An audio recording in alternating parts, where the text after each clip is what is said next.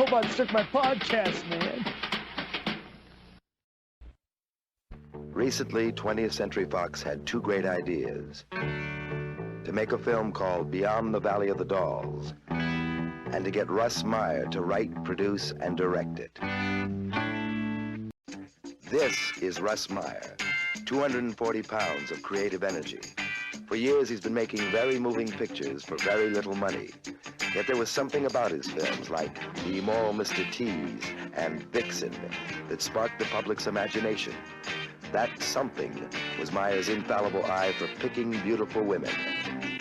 Look on up at the bottom. Look on down at your luck. You caught up in a rut. This time, they've really gone beyond the Valley of the Dolls, with Russ Meyer supplying a dazzling selection of traveling companions and brand new stars. Dolly Reed as Kelly, the singer. Cynthia Myers as Casey, the swinger. Marsha McBroom as Pet, the soul sister. Edie Williams as Ashley, the superstar. Erica Gavin as Roxanne, the sensualist. And Phyllis Davis as Susan, the insider.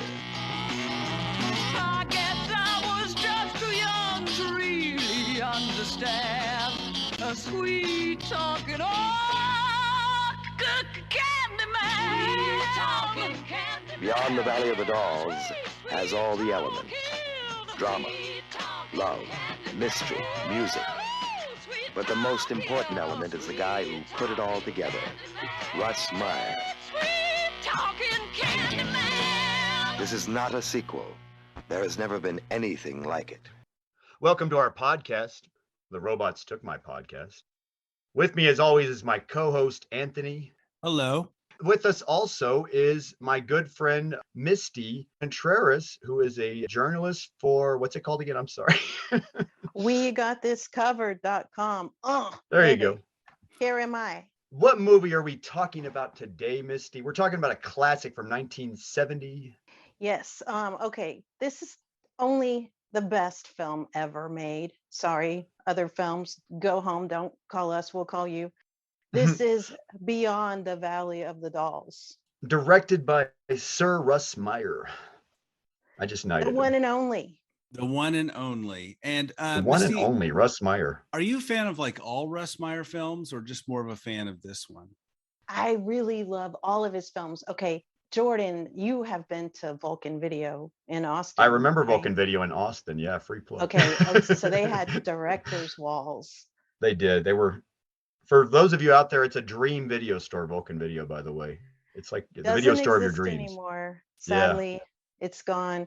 But so you could just say, "Oh, I'm on a David Cronenberg kick," and you could just go through all of the Cronenberg films, Wow. systematically. Yeah. So yeah, it was a lot of Vulcan fun. Video. Russ Meyer Well- section too. Yeah. Yeah. Yeah. So for a lot of folks who might not know who Russ Meyer is, Russ Meyer, and anybody feel free to correct me here. Russ Meyer was a director who started in nudie films. And back then there wasn't just like porn and not porn. There was like shades of gray for the longest time, right? In the But 60s. before that, I hate to interrupt, Anthony. You got to remember, before that, folks, he was a war hero. Wasn't he a cameraman in the war? Yeah, he was a cameraman in World War II. And I think in Frank Capra's division also, wasn't it? I think. Yeah. Frank Capra, the director of It's a Wonderful Life, ran the filming part of the war division where they would film stuff or make propaganda movies or whatever. That is amazing. Yeah, some of the stuff he shot's in Patton, Oh, I didn't realize that. That I did not know, actually. You kind of one-up me on that one. So it's not a contest, Jordan. Yes, it is, Anthony. It's always a contest. So anyways, Drink the black sperm of my vengeance, Anthony. and Russ Meyer was one of a kind. So in the 60s Yes. and 70s, 50s a little bit, he made nudie films, best known for super campy, super satirical films, and of course feature a lot of exploitation elements like sex and violence and all that good stuff. Mhm. So A lot of tits and ass and a lot of, if you will, pardon my French, well-endowed women. yes, certainly that was his calling card. And men, for that matter, in some instances, Yeah. well endowed. And so equal opportunity, but he had a lot of strong Exactly. female characters. And I mean, his movies made a lot of money. He is the top of the heap when it comes to this type of film. Yep. Oh, And absolutely. so he was making a lot of independent films. And this movie was released in 1970 and really on the heels of what major film, Jordan? Easy Rider, definitely. Movies like Opened the that. doors, opened the door for a movie like this to be made for sure. Because Yeah. Easy Rider blew the lid off Hollywood back then. Because all Hollywood was making was they were just trying to remake Sound of Music for the past decade almost. Yeah. And musicals were not making any money anymore, and they couldn't recapture the success of Sound of Music. Sound of Music is a unique musical, obviously. Anyway, also Yeah. 20th Century Fox, by the way. 20th Century Fox, just from about 5 years earlier. Yeah. And this was a major studio film for Russ Meyer for the first time. His first major studio film. But 20th Century Fox, like a lot of the major studios, was hurting. Dr. Dolittle, some other movies flopped. And people didn't want to go to see Sound of Music and stuff their like biggest success at that point was the Planet of the Apes movie for 20th Century Fox. And this is when Richard Zanuck, the son of Daryl, was running Fox with David Brown, who would later produce Jaws, by the way. They actually courted Russ Meyer, of all people, to come in and make a movie for them because they knew he could do it really cheap, you know. And based on the success of Vixen, Russ Meyer made a lot of very successful films for the budget. And at this time, 20th Century Fox just needed some hits. So they're like, all these low budget sleazy movies are making a lot of money. Let's do that on a big scale, big distribution scale. Hence, they get two people involved in this movie. Number one is Russ Meyer. And number two is who, Jordan? Who wrote the screenplay? Film critic Roger Ebert. They fly him out all the way from Illinois to write the screenplay because I think he was a fan of Russ Meyer already himself. Yeah. And I think it was kind of a letter writing thing as a fan kind of thing. And he got to know him that way. And Russ Meyer says, come out, write the script. I need somebody to write the script. I don't have a clue what to do. You come out, write it. Basically, they're deciding not to make a sequel to Valley of the Dolls. Valley of the Dolls is already a movie that was made by Fox. Big success. Eerie connection here. Sharon Tate. Yeah, we'll get into that a little later. For sure. That movie is also great. In its own, it's a different. Misty film. And I saw that movie at the Paramount once, right? At a screening.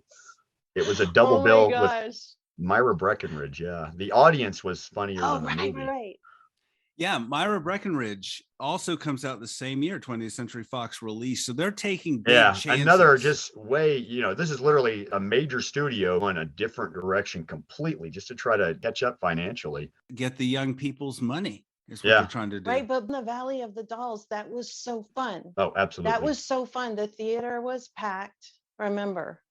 Oh, when we saw Valley of the Dolls in the theater, at the Paramount, the special screening, the theater was completely packed, and then there's that scene at the beginning where Patty Duke is singing her heart out in the recording She's got this pearl studio, necklace over her turtleneck shirt. She's got that tight like turtleneck. a turtleneck and these two long strands of beads. And she keeps flinging around and she's getting all into it. And then all of a sudden, one strand of beads goes around each boob and the whole audience goes nuts.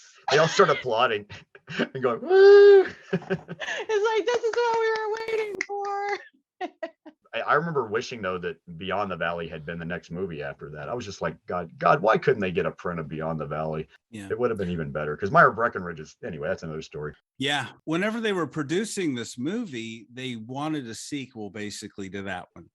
And pretty much, to Valley of the Dolls, and they brought I forgot who the writer's name was. Oh, Jacqueline Susan was not happy about this at all. Apparently, from what I heard, no, they not happy. She got early word that they were going to do in the city. They were going to use. She didn't like that they were going to use the name, her name, which she kind of had an ownership over, I guess. And exactly to her novel, and she had a couple of drafts of the screenplay, which the studio rejected. Then they brought in Roger Ebert, and then brought in Russ Meyer. Like, what is going to happen here? And so she sued the studio. That's right, she did. Yeah. So anyway, let's get into talking about this movie. Fantastic cult film, and it's really a psychedelic, campy overbearing Hollywood satire, morality play.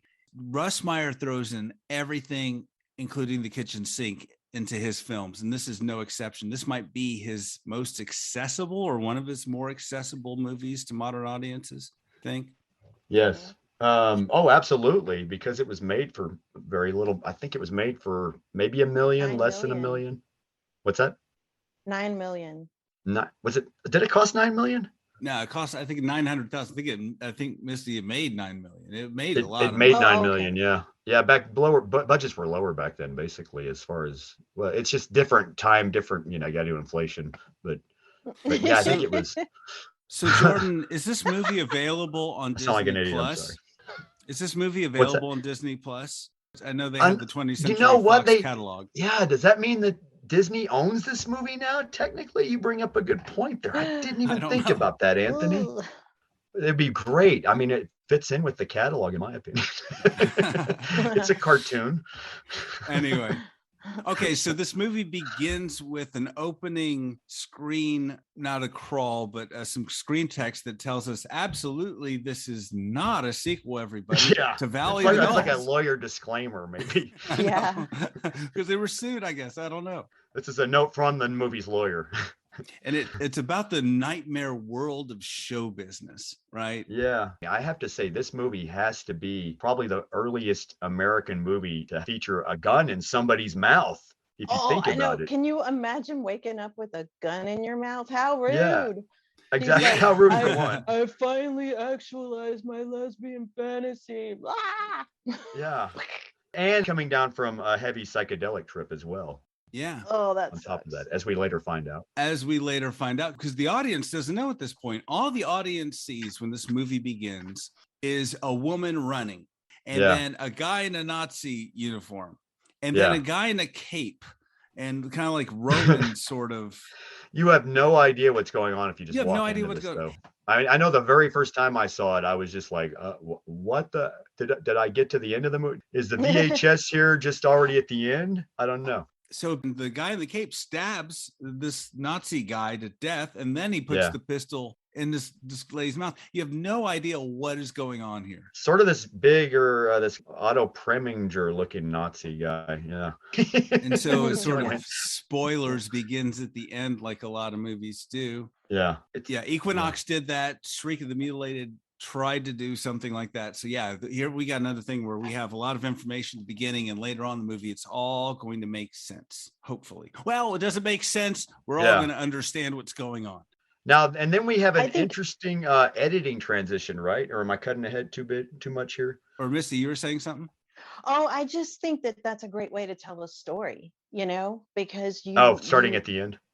give up something huge at the beginning, and then all the rest of the movie is just trying to fill in the blanks. Not Yeah. really so in the case of this movie, but in a lot of storytelling, I think that's a really good ploy.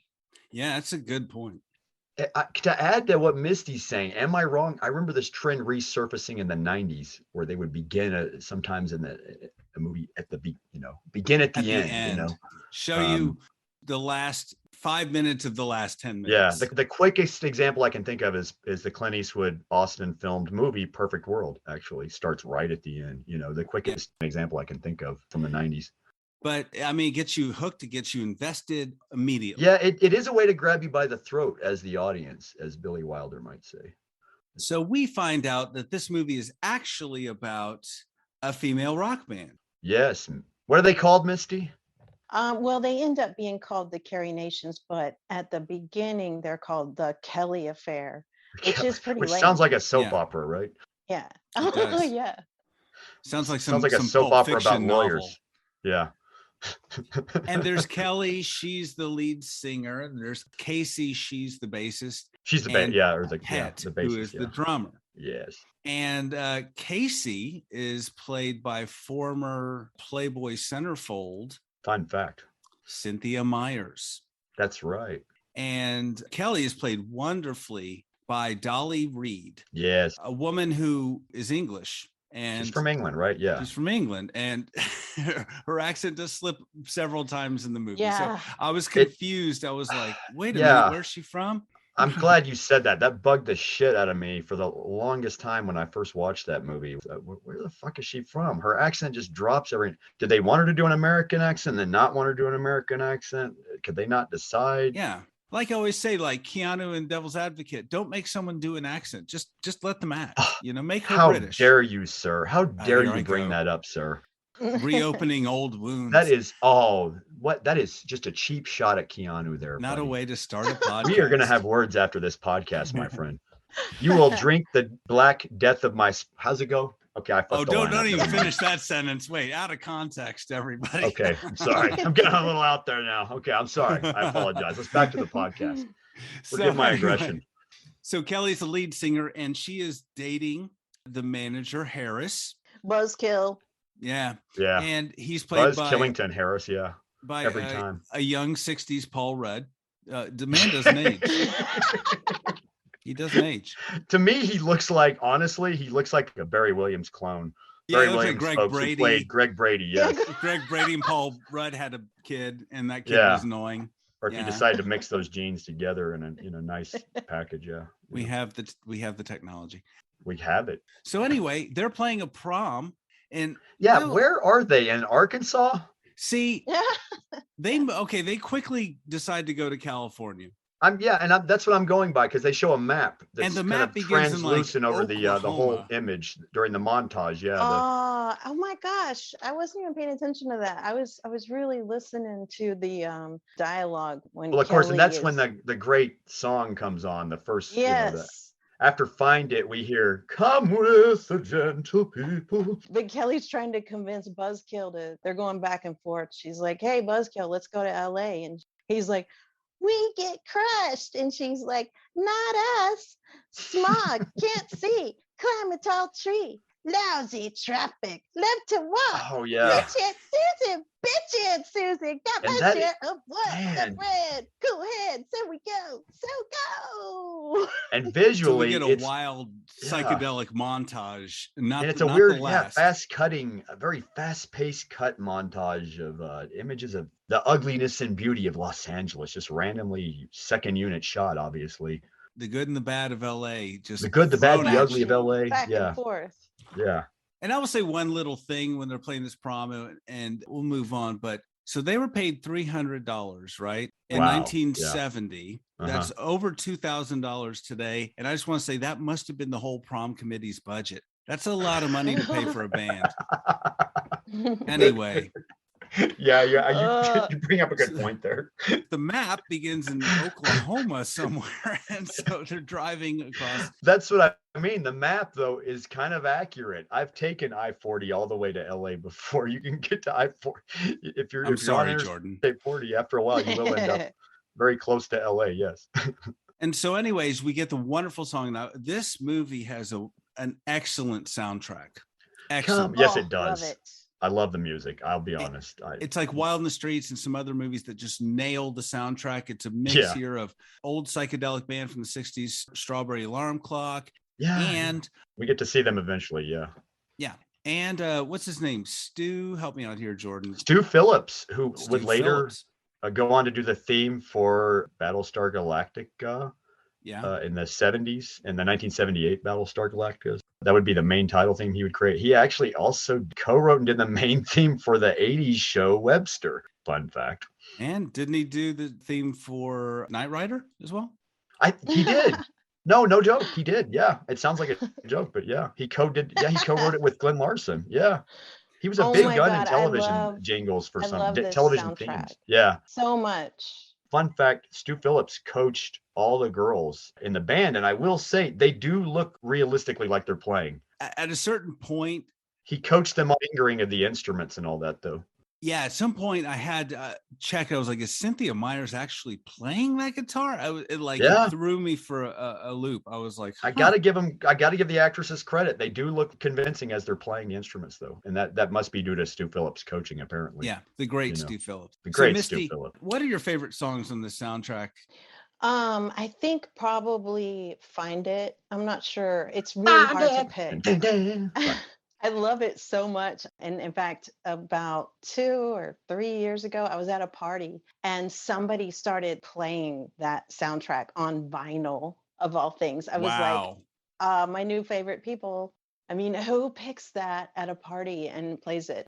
Only cool ass people. Only in Austin, Texas, folks. Only in Yeah, Austin, I mean, Texas. it is Austin, everybody. Asterisk, Yeah. it is Austin. Okay. Misty always finds the cool parties in Austin, though. I remember as friends, I would say. I don't know if I should say that on Aw, here. shucks. So anyway, they drive to LA. They're just singing the song.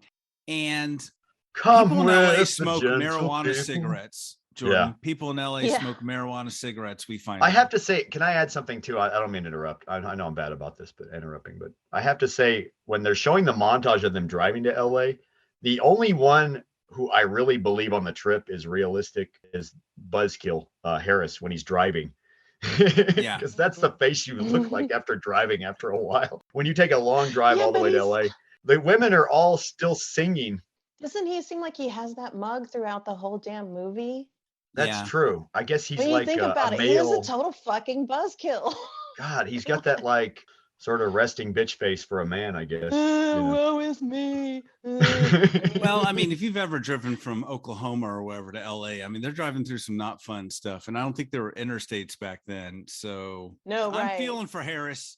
Yeah, how are the rest of the girls in the bands like so happy so long I in this know. trip and still singing Come with the Gentle People on their ride all the way? A 22-hour drive. Yeah. I guess he's It's gotta allowed be to drugs. mope. It's okay if he mopes. I mean, when you think about it, whenever they left that party that they just performed at, they just all just walk out, like somebody had to get all that equipment together and get it into the stupid van and everything. It's probably him. He's their bitch. Oh, that's right. Yeah, he's the man, he's manager. just- yeah. Yep. And that becomes important later. But yeah, you're right. They didn't even take their instruments. I noticed that too. Yeah, you don't even see them stuffed in the back of the van either, do you? Jordan, You know. now you're just poking holes. Now you're Yeah. just poking holes, Jordan. Sorry. I mean, I love the film. It's like Okay. the ambulance appearing in Die Hard out of nowhere. You're like, what? The ambulance is there the whole time. Anyways, so they get to LA and there's a big montage, as we explained. And LA is just already set up as this place with like all sorts of sex and Yeah. immoral situations and just a trap for good It- people it's- yeah. from the Midwest. In this movie, it's like they've arrived to Babylon.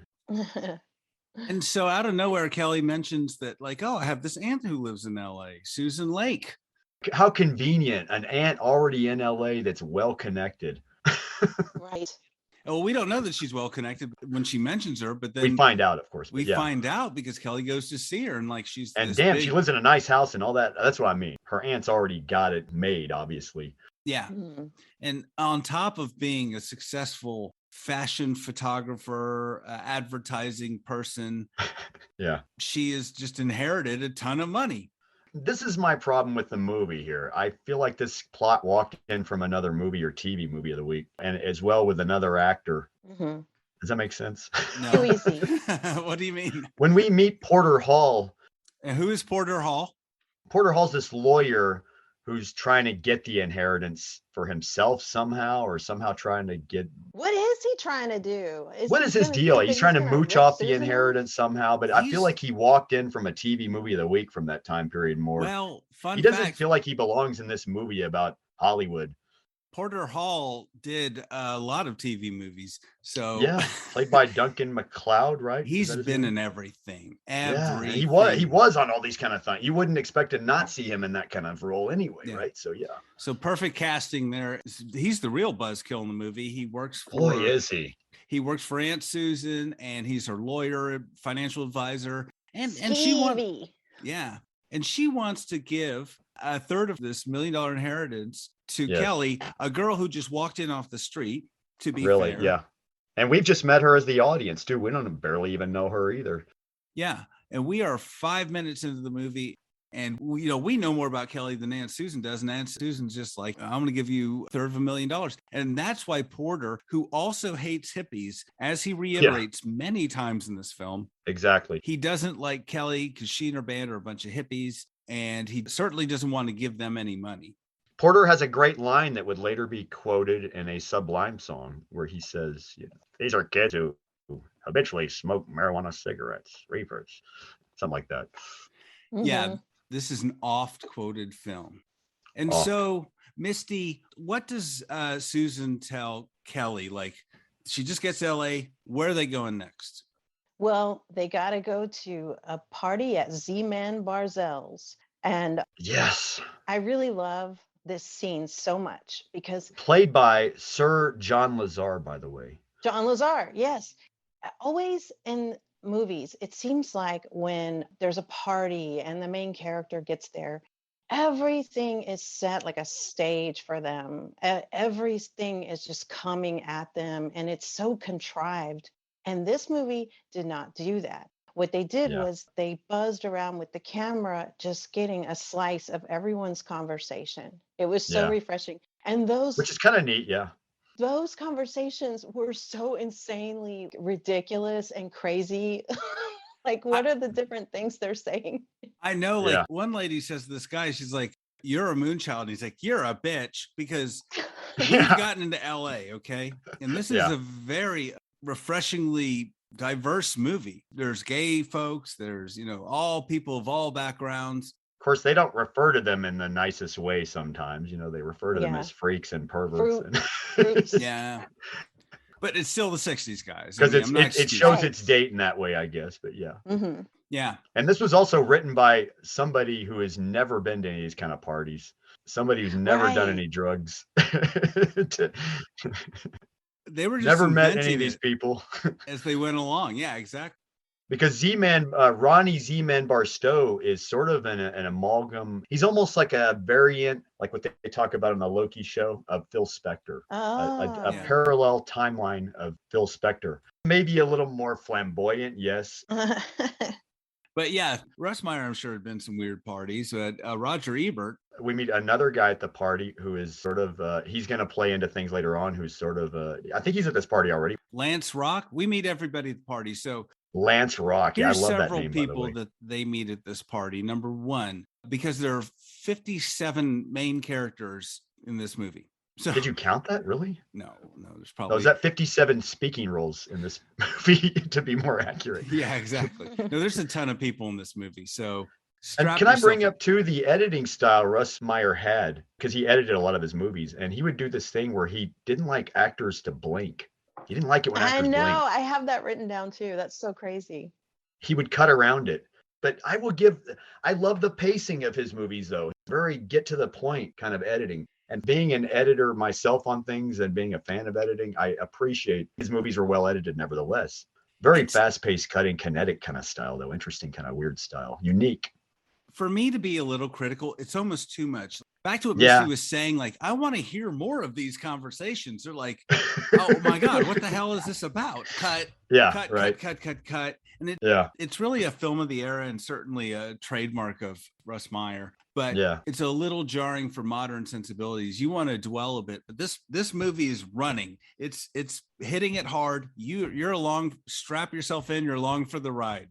We also get to hear Strawberry Alarm Clock, Incense and Peppermints, and Strawberry, the real, actual, in the flesh, Strawberry Alarm Clock, playing at Z-Man Barstow's party, right there in front of us. And as Kelly reminds us, I've never been to a party where the actual Strawberry Alarm Clock was playing. That impression, I'm sorry. That was awesome. In her perfect Something like- American accent, yes. My perfect. Sorry. I'm going to hell for that. I'm sorry. But yeah, she's been to a party where they were playing in the background, but not the actual Strawberry Alarm, which I think, yeah, it is pretty cool that they're actually there. Yeah, but so Z-Man convinces the Kelly affair. This is the first time that we actually find out the name of the band. Convinces them to play a song. And oh man, I had a feeling when I was rewatching it, because Kelly takes the microphone and she starts walking around the crowd and individually serenading people. Yeah. Dude, I don't know if that's ever happened to you, but it's fucking awkward as hell. It's the worst. It happened to me when I was a teenager, actually. Yeah, one time. Oh my God, it's so bad. My friend's band was playing and I went to, it was actually like a restaurant / bar. And he introduced me to the band before they started playing. And so the vocalist just decided to do that. and then he Yeah. came down off the stage, and I was like, oh God, this is not happening. I'm not buzzed enough for this. And then, but then it just seemed like it went on forever. And so I feel really sorry for these actors that had to shoot that scene, because that would suck. That's a great story, Misty, but we did leave out Oh. the great line that Z-Man says. Yeah, at so the party. Z-Man- After when he's introducing Kelly to everybody at the party, that's a weird freak. He says, what does he say, or should I say it, or you want to say it? Let's let Misty say it. Okay, he says, "This is my happening and it freaks me out." Classic Yeah. line. A line that would later be repeated by Austin Powers. Oh, really? Little Okay, known- I didn't know this. Yeah. Austin Powers repeats that line in the first movie, yeah, Oh. and you hear Strawberry Alarm Clock playing in the background as well. Oh, Yeah. At the gee. same time, it's Wow. when you see him in the flashback at the beginning, yeah, and it's like, I'm like, oh my God, he's seen that movie too. That's all I could think was Mike Myers has seen the same movies I've seen. So we meet a few people at this party, and Yes. one of whom A few. is Lance Rock, who is just a God, I love his douchebag. name. Yeah. I mean, who is he? An actor? I love his hair. He's got that beautiful blonde hair. You know, you gotta Yeah, love his yeah. hair. Blow dried all the time, perfectly. Perfect coif. And he's kind of a gold digger. And Yeah. Kind of. and then we meet Ashley St. Ives. Yes, baby. Oh, Who is is this she? the one that's hitting on Harris, right? She hits Or on Harrison or Harris, whatever. and Harris, who is yeah. she, Misty? Oh, well, Ashley it just is at every party, and she just seems to be walking around in a nightie or something. And so The 60s she is version of a 90. an adult Short. film actress, and Yeah. she loves to talk about it, and she loves sex, and she is like, well, I can't say she's the hottest girl in this movie. It would be a really tough contest, but she's up there. Yeah. From a male standpoint, it's almost frightening how much she's into everything. Yeah, it's like It's sexually like a assaults. frightening level. You can't keep up with it. Yeah, she sexually assaults people. I would be really freaked out if a girl came on this hard. I'm like, am I being conned here? I'd be watching my wallet. You know what I mean? It's a bit much. She says that great line too. I'd like to strap you on sometime. Oh yeah.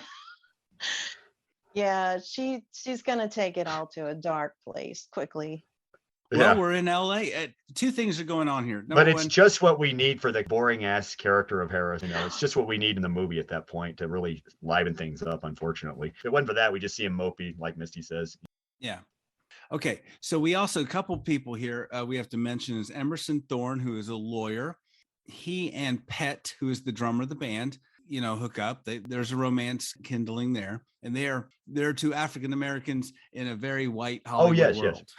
Yeah, but it's the first time we see an actual like normal relationship with black people in a movie, sadly, in America at that time, where it's normal. Nobody's judging them or you Yeah, know. it's normalized. I mean, nobody's making an issue. Which is the of way it their should be. race. Yeah, no one's Yeah. making an issue of their race or even mentioning it, which is very, like I said, it's very woke. For Which is its time. refreshing for a movie for that time period, especially. Yeah, and we also have Roxanne, and who is Roxanne, Misty?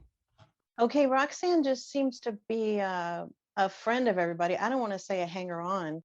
She is, I'm not going to say that. She is a fashion designer, and she seems to definitely have a taste for the ladies. Yeah, and she is interested in Casey. Mm-hmm. We see that right from the beginning. So anyway, Boy, is she, dang. She's like Yeah. obsessive with her Mm-hmm. yeah. So anyway, early on. a big crazy party, you know, and A then, lot of tits and ass. oh man, Mm. man, And tits and everywhere. acid for that matter. Z-Man has a huge party house and everyone's hooking up everywhere because it's the 60s. The sexual revolution is in Yeah. full swing, and women are taking their sexuality into their own hands. So And men are as well, apparently, Oh yeah. as we see at this party.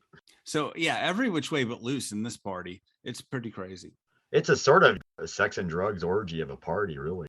I mean, it's soft core. Don't get me wrong, folks. It's the 1970 R-rated sort of version. Well, this was an X-rated film, actually, Jordan. That's right. It Really? was. For violence. That's this. Oh my God! And that's another major studio film back then. That Yeah. released a film unrated or X-rated or. And Meyer wanted a lot more of those steamier sexual elements. He cut back a lot. He wasn't too happy about that. Not surprising. But the film still got an X rating. So anyway, at this party, Z-Man hears Kelly sing, and that is not Kelly singing. You can just tell. But anyway, great soundtrack. And also, by the way, Strawberry Alarm Clock seems really nice enough to let them use their instruments right there. They don't call in any instruments out of nowhere. And that's weird, I think, having hung around musicians before. They don't need to be tuned or anything. Yeah. They're just ready to go. The musicians aren't even like, no, man, nobody plays that guitar but me, man. It's my guitar, man. And they're even playing backup for them, too. So that's really nice. Oh, they're so nice about it, you know. So Z-Man is like, you guys are great. I love this band. Your name sucks, but I'm going to get you to all the parties, and I'm going to be your manager now, basically. He says, the Kelly affair, you might as well be called the haircuts. Oh, slam, snap. And you gotta love the dialogue in this movie. Z-Man especially just has this Shakespearean, I don't know what.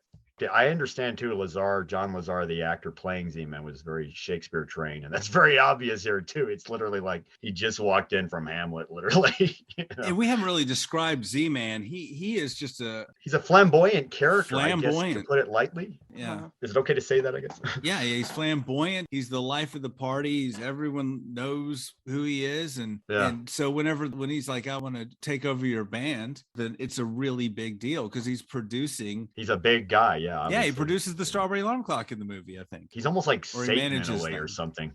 It's too good to be true, Jordan. That's what I mean. He just waves his hand and makes these things happen. This is very much his movie, although he takes a back seat for about 2/3 of the movie, I think. It's his happening, Anthony, and it freaks him out. It's my movie and it freaks me out. And so we have Harris, who is like, wait a minute, I'm the band's manager. Yeah. No, Harris. not anymore. Yeah, Harris. Mopey Harris. And so anyway, Lance Rock takes Kelly to a party, right? Oh, well. Oh my goodness. Well, I mean, she leaves in her car and then she sees Moped walking and she says, hey, you need a ride, you know? So he gets in and then it's not a surprise that they're going to end up together because she's been looking at him like she wants to have him for lunch the whole time. And then they park outside of his house and she's just ready to go. Seems to be her thing. And he's like, you know, we're in the car. And she's like, you never said it in a Rolls. Oh, yeah. A Bentley. Better than a Bentley. And she says it over and over again. The last time she says it, she is screaming the word. Yeah. Yeah, because Harris saw Kelly take off with this good-looking There's LA jealousy dude. in his eyes, right? There's jealousy in his eyes. Yeah, and so he's like, well, I guess this thing with me and Kelly is over, or if she's just going to go screw whoever she wants in LA, then I will too. Yeah, because Kelly's going to end up with Lance, you can tell Lance Rock's already trying to hook up with Kelly at the party. And Ashley's hot, and she does have a Rolls, so there's that. Yeah. And she's in the room, so she's there, so yeah. Yeah, I guess she's a popular adult film star that banks well. Look at her car. Yeah, and she... So then Lance hooks up with Kelly, and then he starts trying to weasel in on her money. He hears that, you know, she once again, it's like it's another plot. It's like it's a plot that walked in from somewhere else once again on that one too.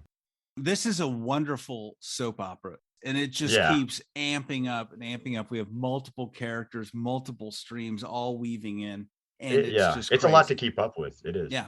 And so basically Lance is hooking up with Kelly and he's just like, hey, you know, you're only getting 1/3 of that money. You deserve half. He knows how to do math really well. Yeah. He's good. I mean, you wouldn't guess it by his hair. No, he seems like a blonde bimbo, honestly. Yeah. On first glance, like a big blonde Mr. Universe bimbo. Anyone named Lance Rock, who isn't a porn star, I would just be immediately suspicious of. Yeah, for sure. Nobody has a name. You wouldn't trust a guy named Lance Rock, Anthony? Not for anything. No. You wouldn't buy a car from Lance Rock? I would not buy a car at Lance Rock Toyota. I would not. Lance Rock is not my homie. No. And I don't know if you guys realize this, but Porter does not like hippies. Even though he attends all these hippie he's parties. Always at the party, yeah. He's like the dad in a beach movie in the background or something, just looking disapprovingly at everybody having fun. And he I says don't that know, yeah. line from the Sublime song about Yeah. all of them habitually smoking marijuana, cigarettes. Cigarettes. Reefers. Yeah, reefers. And so Kelly's a hippie, therefore she's bad. And then when she comes in to talk to Susan, just to talk to her, and he jumps on her, and then she's like, well, I want half the inheritance. And Susan's very shocked because this whole time Porter's been saying, this girl's just after your money, blah, blah, blah, blah, blah. You don't know her very well. And so, I mean, she lays it down. I want half. What was it about psychedelic movies and then a subplot about an inheritance? Remember this other movie, Anthony, you and I watched years ago from the same year called Angel Go Down, which also had a dumb subplot. Jordan, it's Angel Down We Go. Why do you keep bringing up that movie? I hate that movie. I hate the movie too, Anthony. You're the one that made me watch it. What is your obsession with that terrible movie? We're gonna have to watch it now. We're gonna have to watch it now, Jordan. And I don't. Maybe because the lead's name is Jordan. Also, I don't know. Maybe for that dumb reason. Never Jordan heard of it. Don't, Yeah. Misty. I'm sorry, Misty. You may not want to watch that movie. Too You bad. probably I already should wrote it watch down. Oh late. God, Oh. you're gonna. Good luck. You're gonna watch it. You're gonna be like, oh my God, now I know. Don't hate us after watching it. Yeah, Oh, I mean, wait. it's a strange fucking movie. Anyway. I don't want to digress. Jordan's trying to with Angel spread Go that Down. movie around like herpes. I don't know why. Anyway, I am. so anyway, Kelly gets a little scheme here, and she is going to try to seduce Porter. Yeah, this is a very odd scene. Yeah. That we get into here. Yeah, I felt Very uncomfortable. I I kind of felt uncomfortable again too, as well. I don't know why. I don't know how. It was weird. And so she takes Porter back to her place, and she tries to get it on. Yeah. Like Lady Gaga said, she's gonna get him high, show him what she got. Oh, show him what she wants. And then she says, lose your laundry, Porter. I love that. God damn it. No one's ever said that to me. Yeah, I'm going to try that someday. Lose your laundry. And she's like, what are you talking about, my laundry? You know, the laundry you're wearing, you get it, drop it on the floor. Like kick drop it it under the bed. Like take off your laundry. It's trying to be cute there. You can't talk in real life like you do in this movie. Like, I can't be like, this is my garage sale. It freaks me out. And no one's going to get it. You got to know this movie. Oh my God, that's hilarious. I know. Yeah, what right. about early on? There's that creepy old dude watching the band perform, and he says to his friend, I'd like to cut that. And then creepy old dude number 2 nods complicitly, raising his little bald eyebrow. I didn't understand that line. I was confused. I was like, what does that mean? Is he going to kill her or something? I don't think Roger Ebert and Russ Meyer understood that line either when they put it in there. Honestly. I get it. I've just never heard anyone say that before. Yeah. I mean, I will give props to Roger Ebert once again for saying in an interview that he didn't know anything about any of this stuff that he was writing about. It was all from tabloids he's taken from and taking it from what he hears. It's his perception of what the dark side of Hollywood might look like and Russ Meyer's perception, but neither one of them fucking knows. I mean, they've never been to those kind of parties. Roger Ebert might have been, I don't know. It's my perception too. It's a comic book, basically. Totally. The whole thing is so overdone, and that's what makes this movie so fun, and that's why it survived for so many years, because it's so over the top. And I will say this one thing about Russ Meyer: like him, don't like him, he was a good enough filmmaker. What you see on the screen is what he wanted. You know what I mean? He doesn't waste anything. That's true. None of this is accidental. It's not like, oh, we have bad dialogue sometimes. Oh, no, all of this was intentional and planned. Even the sex stuff, he meticulously planned and laid their bodies out the way he wanted it to look on the movie, from what I know. He would orchestrate it like a photographer kind of. So it was all definitely, he was meticulous as a filmmaker for sure. I'll give him that. Yeah. Yeah. So Porter kind of, when Kelly's trying to seduce Porter, I think what's being implied here is he needs some of those red pills from the gas station or something. Oh, he's not able to. He needs the red pill, not the blue pill kind of thing. Yeah, consummate this. Anyway. Yeah.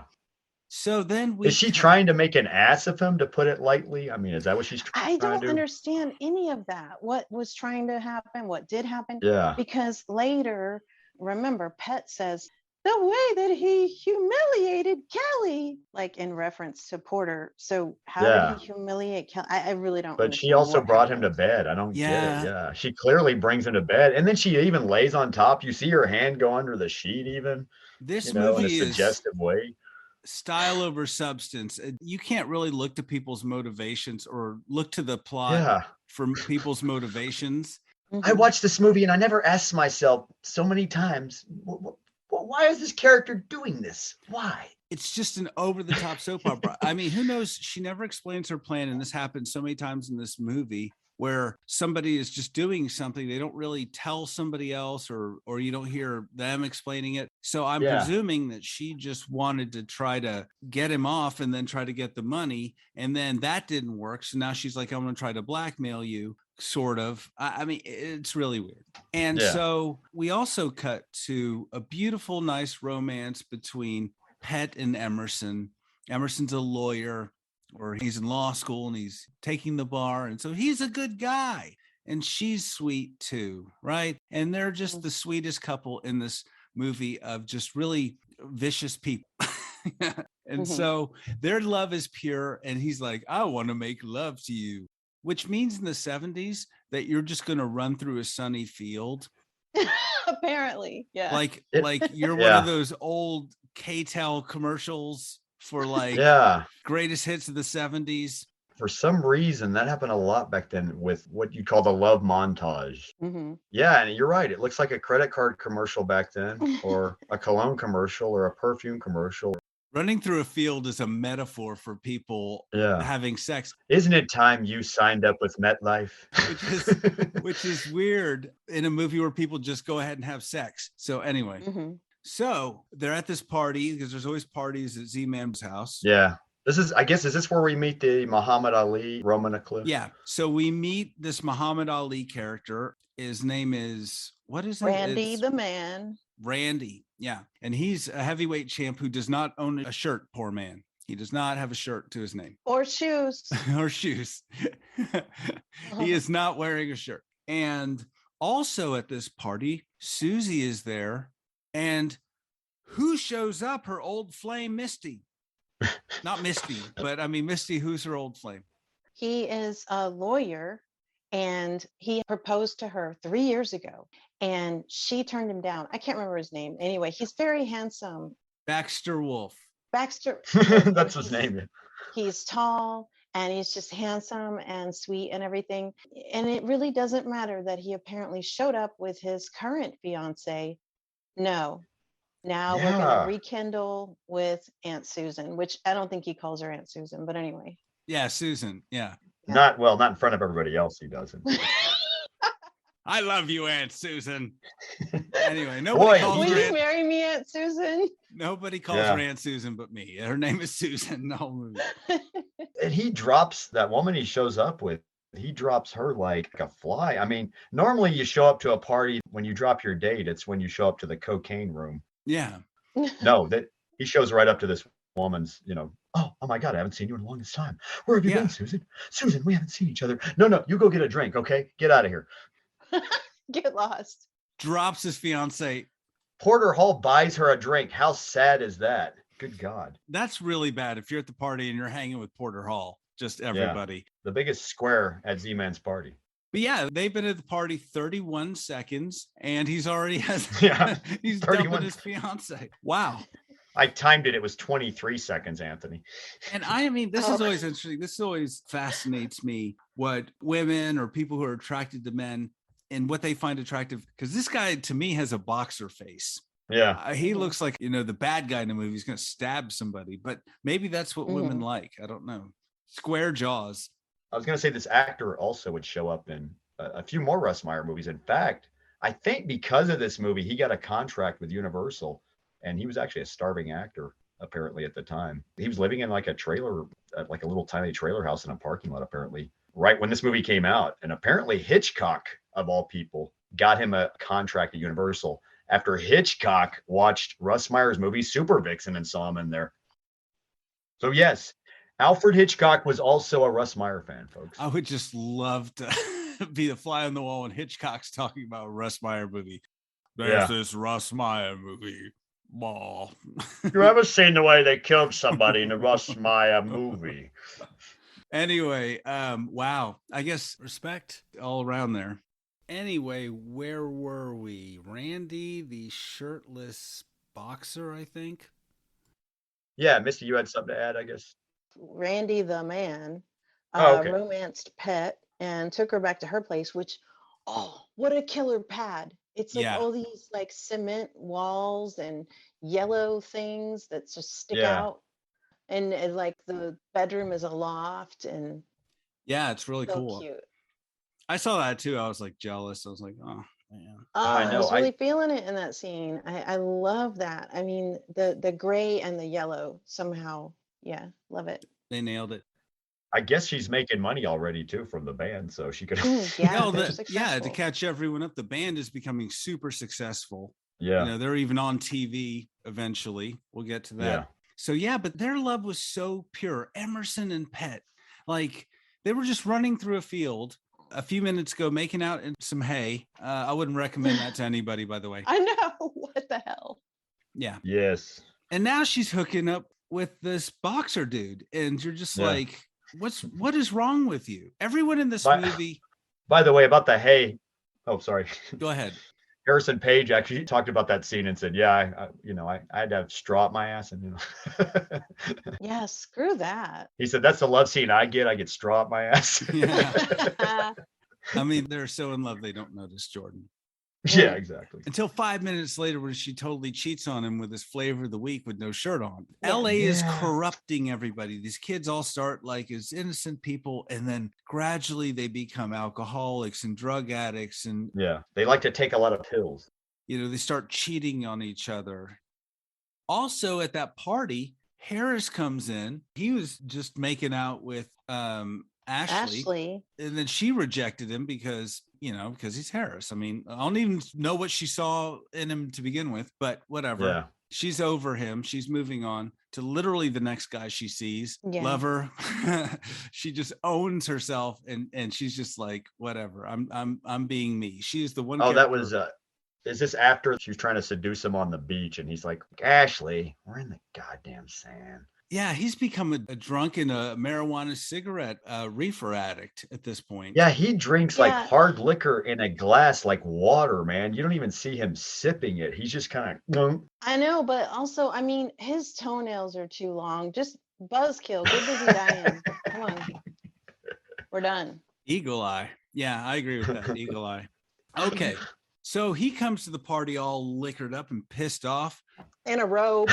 in a robe, as you do. Well, it was the 60s. That was probably. That's who what one knows? does, yeah. that was apparel. That was what you wore back then. Yeah. When you showed up for a confrontation sometimes. And he sees Kelly and Lance making out on the couch. And Yeah. he just tries to fight Lance. And Lance just whoops his sorry ass all over the place. Yeah. It's And very then you have embarrassing. Randy refereeing like a fight and going, "Come on, man, don't go down." Oh, yeah. That was Great. Funny. Yeah. Randy, who by the way never has a shirt on. Yeah. Well, He's got a nice looking barrel chest. I'll give him that. that scene when he's, as you said, refereeing the fight, that was when I noticed he didn't have any shoes on either. Oh my God. He He's just walks just- around like, I'm going to this Hollywood party. I'm got my khakis. It's really all I need. How are his toenails, Misty? Were they good? No, I didn't notice. There was not a good shot of that, but I'm fine with it. So I feel embarrassed for Harris, kind of, because he gets whooped in front of everybody and then he runs away. yeah.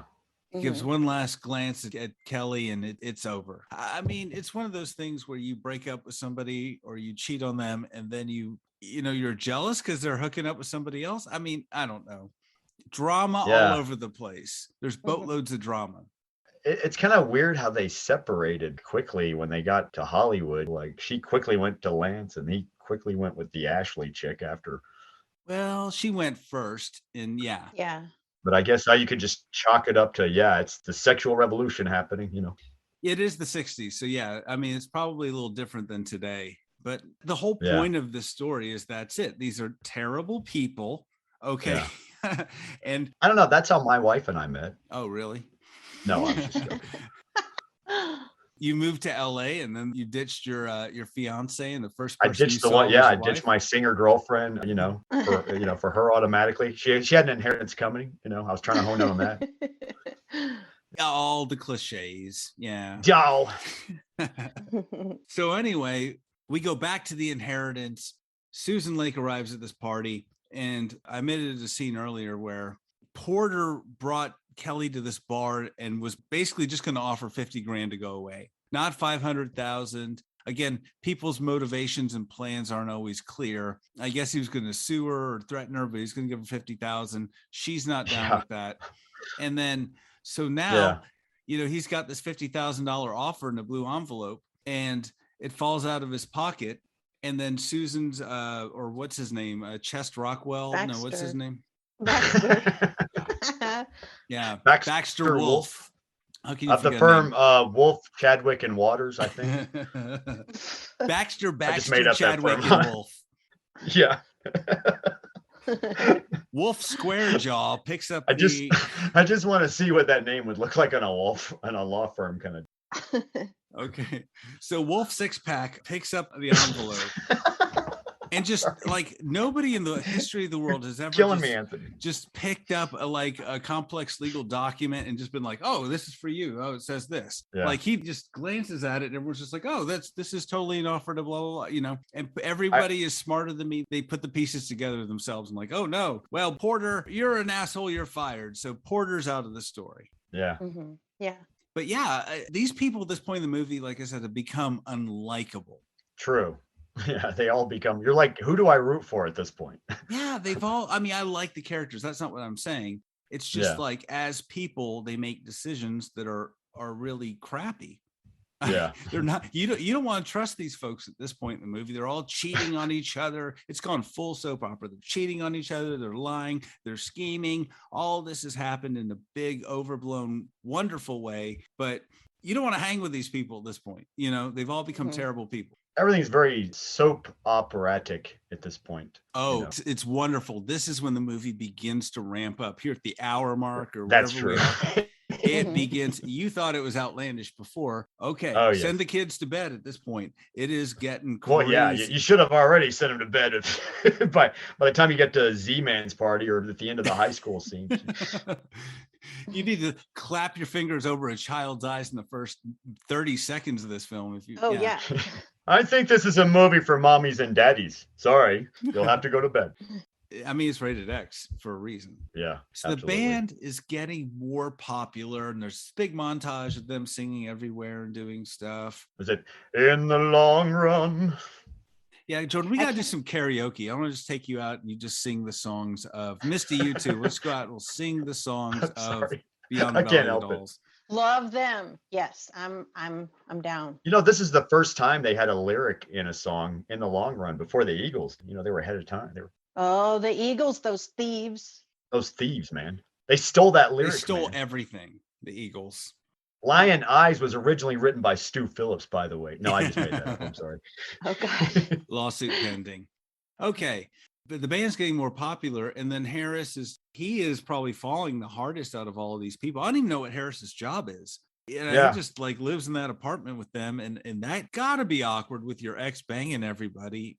Does he live there? Where does he live at this point? He looks like he's homeless, living in a car, because you never see him reside anywhere half the time, or you don't see him at home pissed off, or even in a hotel for that matter. He lives in a refrigerator box at the beach. I don't know. I think so, honestly. I don't know where he's at. I don't know what he's That's doing. Believable. But Harris is really drunk and going down the rabbit hole, and he goes over to Casey's house. Yeah. And Casey herself is quite the alcoholic at this point. She's just sitting at home. The pill popper.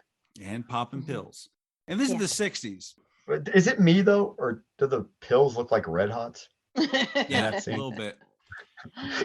Her dolls. Yeah, they look like candy. Even they maybe look like ibuprofen, but they look like Red Hots. I don't know.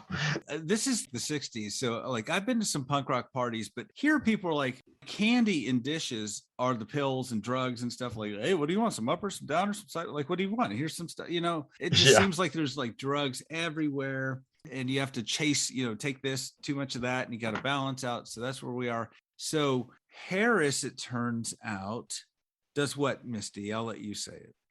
Okay, well, he shows up just because he is sad and lonely, and he sort of doesn't have anywhere to go because Ashley kicked him out.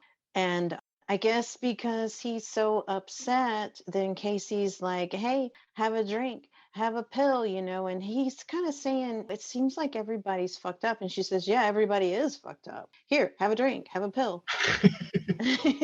And whatever happens, happens. But I think that he was just looking for comfort. So the next Looking for morning, comfort. we find out he did get some comfort while Yeah. Casey was passed out. And she says, was it fun for you? Was it Did you good? enjoy yourself? That's what it was. I'm sorry. He looked really confused. I was almost on Harris's side there for a minute because he was like, Yeah. what are you talking about? Like, He looks like oblivious, like he didn't remember jack shit. He has no total recall. yeah, it's terrible. And he did that because we know he did that, but he doesn't seem to know that he did anything. We've all been that hungover before, right? At some point where we're like, what happened? It's not, again, like you said before, Anthony, I mean, it's not clear because, well, why is he so confused? It's just another one of those confusing plot points in this movie. Yeah, and a lot of things aren't spelled out. As wonderful as this movie is and as campy as this movie is, it's not really concerned with that level of detail, like whether Harris intentionally raped Casey or not. Yeah. Which would a normal movie would be like, let's make this clear. Because in doing a little bit of research on this movie, basically when they were writing this, at this point, they were kind of writing this movie as it went along. You know, they had some elements, they were writing stuff, and they were changing things. I'm sure the studio had things to say. But one of the things the actors weren't sure about was whether this was a comedy or whether this was serious, because this is a movie that's very funny at times and very dramatic, soap opera like at times. So the actors themselves, because Meyer was not giving them direction, he wasn't saying, say this in a comedic way. He was having them play the entire movie straight, completely I can see that, straight. yeah. So it created, and this is like, I guess, from Roger Ebert, something I read that he wrote about it, was because of that, you get some very confused performances. Yeah, that makes sense. Yeah, Meyer was trying to create this vibe that he was shooting for, but a lot of things are very confusing because they should be delivered in one way or a more comedic way or tongue-in-cheek, or the actors were just completely confused. Where's the line between camp and a serious scene? It has a very satirical tone overall. You know, that's the thing about it, right? It's a total satire. Mm-hmm. Yeah. And that's the way it plays off. But yet, he's got everybody playing it straight. Yeah, it is confusing. The tone is confusing a bit because of that, I guess. Well, doesn't the campy thing probably happen in editing and even after the fact when more people have seen the movie and have an opinion about it? I mean, it doesn't feel like you can, how do you make a campy film, you know? I mean, you can hope to some do people that. do. I think it's one of those things, Misty, like if you try to do it, it doesn't work as well as if you're honestly trying to make a movie. Like if it's 1965 and you're trying to make a movie about female bikers or something, if you're trying to make a straight movie, you've written some dialogue you think is pretty good, and then it's awesome. But what happens when the movie comes out and after you put all this hard work into it is the acting is bad, and that makes it a little campy. And the actors deliver the dialogue, which you thought was serious, in a ridiculous way because they're not very good actors. And your cameraman's not very good. And your cinematographer's not very good. So they're focusing on weird things, and everyone wore their own clothes. And it becomes more than the sum of the pieces a lot of times. Whereas, like, I think to put it in a dumb way too, it's like you did the best you could to cook this really good meal, but it didn't quite come out the flavor you thought it was going to come out, you know. And then someone says, "This is great. It tastes just like Applebee's." Yeah. Yeah. You know what I mean? But Russ Meyer's trying to make camp. He knows what he's doing, and I just don't think he cares about these little details in the plot. He's concerned with the overall effect of all this. That's my theory. At the same time, I think he did, in his mind, want this to be a slick mainstream movie, nevertheless, because it was his big studio moment when he's got a big studio behind him, big major studio, 20th Century Fox. Yeah, but Roger Ebert sort of hinted like he didn't seem to himself realize this was that opportunity. Yeah. Ebert himself or Russ Meyer? No. When Ebert was talking about it, He was like, Russ didn't seem to realize like what a huge opportunity this was. He knew it was a studio and he was getting money and it was going to be big distribution, but he wasn't like, maybe you need to tone it down a little bit, or maybe you need to. He was just like, I'm making a Russ Meyer movie, and that's what they're getting. Yeah. Yeah. So, anyways, back to the film. So, Misty, what happens next? So Pet has Randy the man upstairs in her beautiful loft bed. And the boyfriend, the lawyer student, what is his name? Emerson. Emerson walks in unexpectedly and he catches them. And her defense is solid because she says, you said you would be studying. You said you were going to be studying. That's her defense. That was great. I like that a lot. So then there's a tussle. Well, kind of not really, because Randy the man just says that he's going to fix himself something to eat.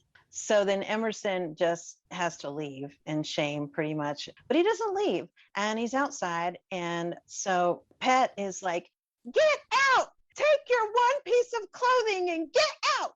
And so then, he grabs his pants and he's out and he gets into his car, but Emerson is there just like standing in front of the car, like he thinks he's a brick wall or something. I don't know what. Yeah, he's like, let's throw down, boy. He's like picking a fight with him pretty much. Yeah, but how do you fight with a car? Right. Or a boxer if he gets out of the car, the heavyweight champ. I mean, this guy is fighting for true love. He is probably the most sympathetic character, one of the most sympathetic characters in this movie. He's stupid. He's really dumb. Yeah. Yeah, because this is a really unrealistic scenario.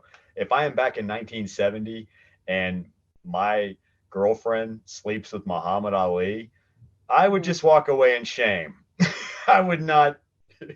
You would Right, try to fight. I would not pick a fight with Muhammad Ali. So then, what happens then, Misty? Randy the man actually does ram his car into Emerson, and then Emerson locks his fingers underneath the hood there, and he's telling the guy to stop the car. Yeah, it's very TJ Hooker style. Yeah, he was really holding on. He's like, I don't know what else to do, right? And he gets injured, but he seems to be okay, and we assume, I don't know what happens after that, but we do get to find out what is happening with Buzzkill. Yeah. The Carrie Nations are being interviewed on TV, and then they say that they're going to play a song, and then it gets implied that this is a song for Buzzkill. We keep seeing his face, and we feel so bad. We feel so sorry for Harris. And it's Harris a song that they used to play in their old days, right? Right. It's not off of the new album. So they start to play, and then that's when we see Harris up in the rafters. And he does become more sympathetic now because, but check out the sound effect when he dives down from the rafters. It's like, yeah. It was like a plane. Man, and I have to say, it's pretty fucked up the way they edit this. They cut right around the dummy just enough to where it looks like him falling, slamming his body into the floor. Yeah, that was really, it really works, except for the dummy. It would be the best thing ever if the dummy wasn't so cheap in the middle of this fall. Quick shot of the dummy. Quick shot of the mannequin. But when he lands, you're like, ooh, it's really convincing. Flat. Yeah. Yeah. I think there's stuntmen that can do stunts like that actually and live through it. Like that would have been really interesting if they'd got a stunt double for that scene. Because, man, you talk about even more visceral shit. Well, this is a Russ Meyer movie, so they probably actually talked about just throwing him off the rafters, the catwalk. That's my only other deal with this movie, too. I mean, this is a good, bad movie I love, but I feel like this movie had potential to be a really visceral kind of gut punch if he had cut the fluff off, so to speak. The fluff, meaning the stupid subplot about the inheritance. But the fluff is what Russ Meyer's all about. You're getting a Russ Meyer movie, like it or not. That's true. This is what you're getting. This is what he wants to do. We can talk about how things don't make sense. It doesn't matter. That's what he's about. He's more about the whole experience of the film. That's true. You bought a Russ Meyer movie back then. That's what you got, right? And it works. As a studio. And so, Harris, we think he's almost dead or whatever, or died. We don't know. We're at the hospital. And this is the point where people were like going down a little spiral into depravity, and now everyone's getting their comeuppance in the story. Yeah. Mhm. It's the downward spiral, Yeah. right, people? So Pat has had the man that she really loves almost killed or beat up. Harris, because of, I guess, his love for Kelly, has tried to kill himself on live TV. And so all the chickens are coming home to roost. And that's when characters start making realizations. Like I said, Pet realizes that she shouldn't have hooked up with Randy. And then Kelly's like, why am I messing around with this douchebag Lance over here? You know, who's just a total asshole to begin with. When really Harris is the guy, as crappy as he is, who loves me. Mhm. That's at least what I took out of this movie. Maybe I don't know if that's even what's really going on. I don't know. I mean, yeah, that's essentially what's going on. You know, yeah, this is where the characters are coming to terms and shit's really hitting the fan for them plot wise. I give the movie that too. The ante's getting upped here. That's what you should do in a movie, right? You should always raise the stakes in any plot. You know, this is where the stakes are really going up. Yeah, like Russ Meyer or not, but he's hitting the beats. He's telling a story. Yeah. There are acts. He's not like fucking around. Hey, I'm raising the fucking lots of stakes here. Yeah. Lots of stakes. Speaking of stakes being raised, Casey goes to Roxanne, and what does she say? She shows up at Roxanne's work, and she's there to tell her that she's pregnant. Dun, dun, dun. And whose baby might it be? It's Buzzkill's baby. Harris. So Roxanne's like, I know a doctor. And that whole scene, it's the most stilted wooden dialogue of the whole entire film. And she's like, how will it affect your father's career? You know, and then so she convinces her to have an abortion. And then 10 minutes later, she's seducing her. So I don't know. I mean, that's I just was this confused by movie. that too. I actually kind of like that scene. It's really hard to pick a scene. I mean, it's really, I mean, it's subjective. I know you're absolutely right with all that, but at this point, I'm along for the ride. You know what I mean? Yeah. Have we got to the abortion scene yet? No, that's next, Jordan. I'll let you talk about the abortion I just skipped scene. over it. Yeah, so you go for it. Take it, Jordan. Can we talk about the doctor in that scene? Yeah. And the way he looked? Oh with my those God. Coke bottle magnifying glasses. Would you trust that? Like he's He about looks, to and he perform also looks surgery like on you. mummified on top of that. I mean, he looks like 100 years old. He's like, yeah, I'm ready to perform the abortion. And it's like, what the, hello, check please. I wouldn't let that guy put a Band-Aid on me. I know. No. This looks like an anti-abortion ad. It was just like, whoa. Yeah. Because I was like, I'm a guy and I was freaked out. Where did And the they way get that nurse doctor? that nurse comes into the waiting room and she's like, Miss Smith. And the girl is understandably terrified and apprehensive. And the nurse is like, come on, and yanks her arm. It's like, get your ass in there. Next. And anyway, God, this movie is movie's being a little judgy. a little preachy, and we'll get to that in a little bit. But speaking of preachy, there's a lesbian scene between Roxanne and Carrie, which is quite tender, but kind of Very shocking tender. for the era. I know that was coming into films at that time, but yeah, kind of like, whoa, because we've been just dancing around it at this point. Now it's like full on lesbian love scene. Yeah. We're in a Russ Meyer movie, everybody. If you doubted, now you know. Although very soft core compared to nowadays, Oh, possibly. yeah. Over the you know. shirt, boob grab. You know, Yeah. it's. I mean, there's sweet. Netflix shows and HBO shows where they show more than what they show in this scene, honestly. Yeah. But still, you it was lovely. Yes, it's very lovely. It's tastefully done, I guess. Tastefully Really. done. So Russ Meyer does a tasteful lesbian scene. Anyway. I never thought I'd say that, but yes. Later on, we cut to Kelly's apartment and Harris is in a wheelchair. So guys, he's alive. He's okay. We find out he's a paraplegic. He might walk again. I don't know. Yeah. Tune in next week. He's alive though. Yeah, I mean. And then He Kelly's lived. like, I realize the people count, and it's people, not all this stuff, not Hollywood, not all this junk, not LA, it's people that are important. So we get the message of this film. The people in your life that are, yes, the people in your life. So then Yeah, I don't know any other way to describe it. Yeah. Z-Man invites all these folks over to his house. Very randomly. Yeah, it's almost like he's the puppet master or something. Yeah. He doesn't even give them an RSVP in the beginning of this party, by the way. He doesn't be like, I'm about to have one of my special parties, but you need to RSVP first, And it's not everybody, it's a select few. I don't Yeah. know how or why he chose them. Why these select few, Z-Man? You don't tell us this, Z-Man. Why? Z-Man does his own thing. Yeah, he wasn't even in the movie for a long time. He just pops in. Yeah. Hey, remember me, Z-Man? And now we're back into this private ritual where they're going to take all kinds of drugs as if they're not already taking drugs. They imply it as a peyote mixture. Yeah, I did hear that. Yeah. But yeah, they play it off very alchemy-like when he's showing Z-Man mix up the hallucinogenic potion. It's almost very, it's very alchemy-looking or chemistry-looking. Or I don't know. was terrified during that scene. All these like different colored lights. Like when it shows this person, they've got like a yellow light.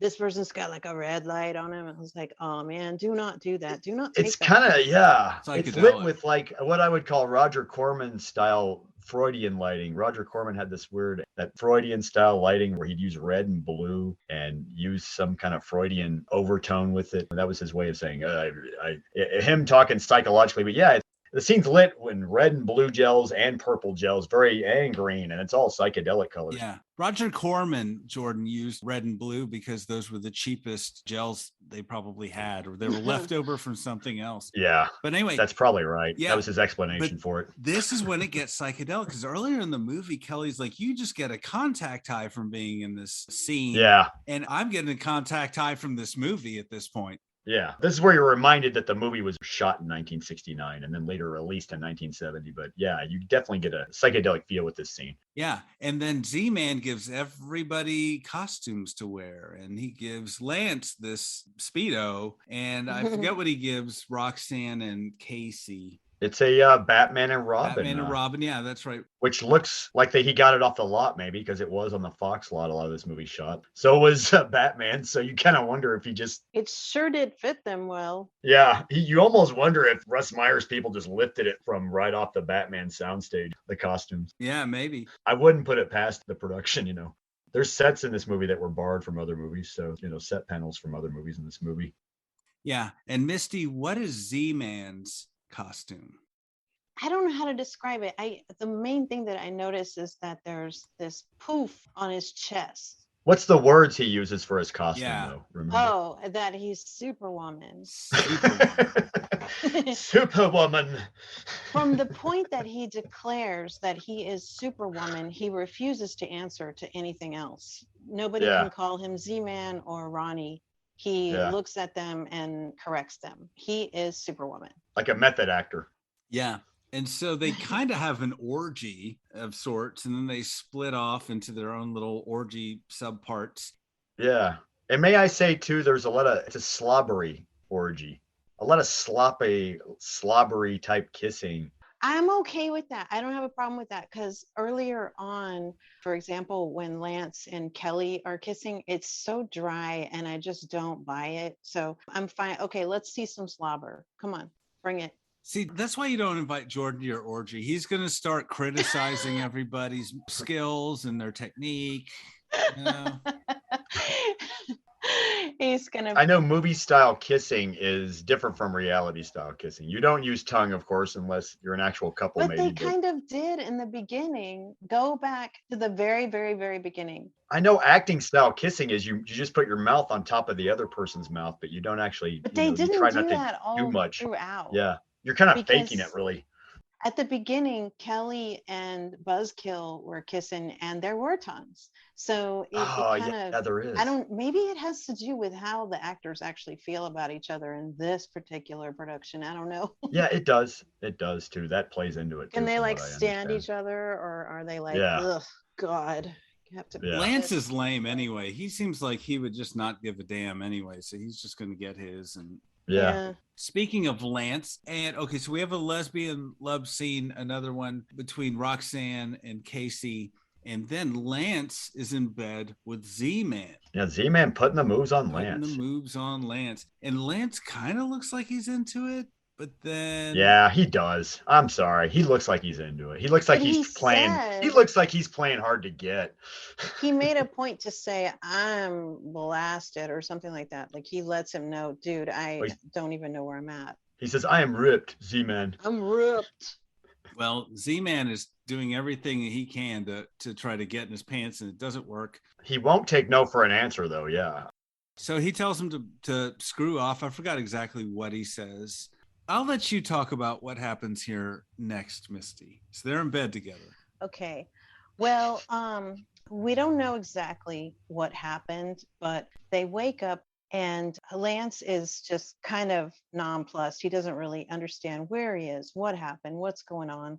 And Z-Man does reveal himself. He pops his top. So he's got, well, he has some breasts, and Lance is just so offended by this, more than he should be. He's just totally freaked out. And he starts laughing and saying that, I don't know, I just didn't think it was a good idea what happened next, because Z-Man, Superwoman, Superwoman's flinging this sword around, and he had to talk him down. Lance talks him down. He's like, hey, come on, we're friends. But then whenever Superwoman popped his top and he sees the little boobies, then he starts laughing and saying, you're a woman, you're a dude, you're an ugly broad, or something like that. You're an ugly broad. And how do you tell the guy with the sword he's an ugly broad and laugh at him? And I guess we find out that he's tied up at that point, right? Tied up on the tied up. What a dumbass. I agree. Clearly you're dealing with somebody unstable, because Z-Man just pulled out his sword because he's rejected, and it's like feels disrespected and crazy at this point. And yeah. Superwoman. So you call someone an ugly broad? No, dumbass. Yeah, what a dumbass. So it didn't play out very well for Lance. Because I was kind of offended too, like you're an ugly broad. So that was the point where Z-Man basically frees Lance's head from his body with the sword. Yeah. Oh my God. This is what we call, I guess this is now a term I use a lot on this show. It's one of the many oh shit moments of Beyond the Valley of the Dolls. This is definitely an oh shit moment where you literally are like, oh shit. Right. Wow. But then it's the big one. Doesn't your brain kind of start going back to the beginning / the end and go, oh, I see. Okay. Yeah, exactly. And then we reach the point in the movie, like, this is what we saw in the beginning. And that's when it all starts to make sense, because you see everything that you saw earlier. And Casey's walking away, leaving Roxanne in bed. And his servant is dressed as this Nazi. That was his costume. And so he sees Z-Man with the sword, and Z-Man attacks him. And he runs out. And so all of this happens. Z-Man kills his servant on the beach. Oh, that was so harsh. That was so harsh. When he kills the bartender, he's like, 9, you made me wear this costume. Yeah, it is. But also, the frightening reality of this scene is that this is a year after the Tate LaBianca murders. And clearly, because this is in Hollywood, and it's kind of influenced a little bit by it. It's weird how this is another movie that kind of had a little side effect, kind of bad taste left from the Tate LaBianca murders happening a year before. Yeah, and who was in Valley of the Dolls? Mm. And yeah, Sharon Tate was in the original Valley of the Dolls. There's a weird connection there. Yeah. Then after that, from the point that Superwoman reveals his chest, do you notice from that point on, he's just tits out the whole rest? Yeah. He's just going crazy. Him out. I mean, that's the thing, is I think this is like the ultimate, the whole moral. We get morals in this movie. We get lessons. Is to your point, the tits are out at this point. It's like for full violence. And this is the ultimate culmination of all your sinful ways in Hollywood. This is what it leads you to, this murder. And so we go back to the scene. He kills Z-Man, Z-Woman, Superwoman. I don't know what we call her at this point. Superwoman. So Superwoman kills the servant, the bartender. And then we see the scene where he puts the gun in Roxanne's mouth and just freaking fucked up. Blows her head off. Another oh shit moment, which that's where we started the movie too, right? We started with an oh shit moment, and then literally it's just a series of oh shit moments happening in this movie. There's like holy shit moments, there's oh shit moments, there's like what the shit moments. There's tons of moments. And so Casey sees all this going down, and she runs and calls Scooby and the gang, who are sitting at their house, hanging out, playing board games or whatever they're doing. Yeah, doing innocent things at this point. It's weird. This weird juxtaposition. You have mass carnage and horror and orgy sex, and then you have a bunch of kids just sitting around eating fondue or whatever they were doing. That's Harris and Kelly and Pet and Emerson. There's so many people in this movie, guys. I'm sorry, I'm struggling to remember names because there's only 20 characters. Oh, sorry. Okay, yes. And so anyway, Harris is in a wheelchair at this point. So they all pile in the mystery mobile and they run on down to save the day. Even though Casey specifically says call the police, they don't do that. Let's fix this, gang. So they all go down there. Did they not have 911 back then? I mean, I don't know what they had, man. In the Los Angeles area, you had to write a letter to the police to come to your emergency. I don't know what they had back I think then. You're right. I have honestly. no idea. Yeah. Dear police, I'm about to be killed. Nice sound effect there, folks. Yeah. All right. And we're almost to the end of the film here. Almost there. So anyway, the gang comes in to stop him.